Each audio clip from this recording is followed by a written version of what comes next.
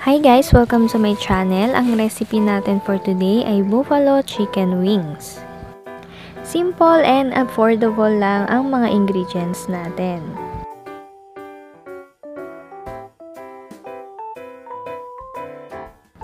At pagtapos nating hugasan ng mga chicken wings, hiwain natin yung mga dulo nito.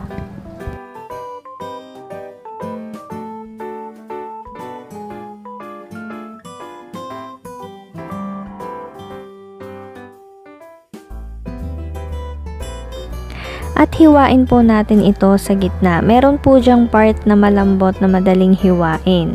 Pwede din pong hindi na hiwain, depende po sa gusto nyo.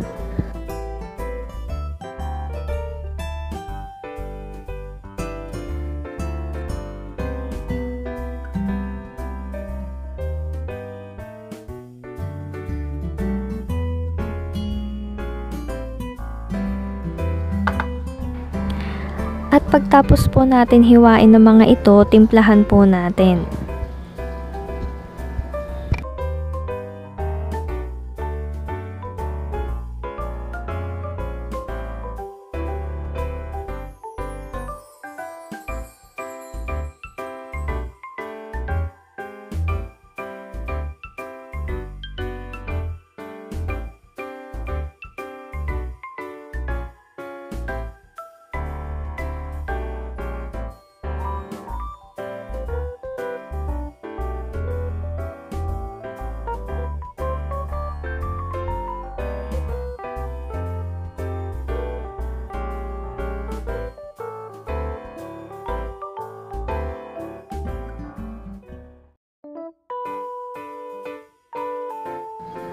I-marinate lang po natin ito at least 30 minutes to 1 hour. Pwede rin pong overnight, ilagay nyo lang po sa chiller.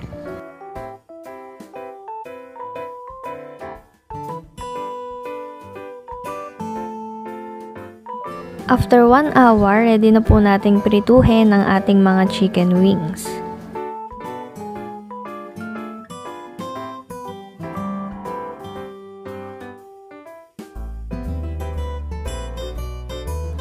Kapag mainit na po ang mantika, ihulog na po natin dito ang mga chicken wings at i-fry po natin ito until mag-golden brown.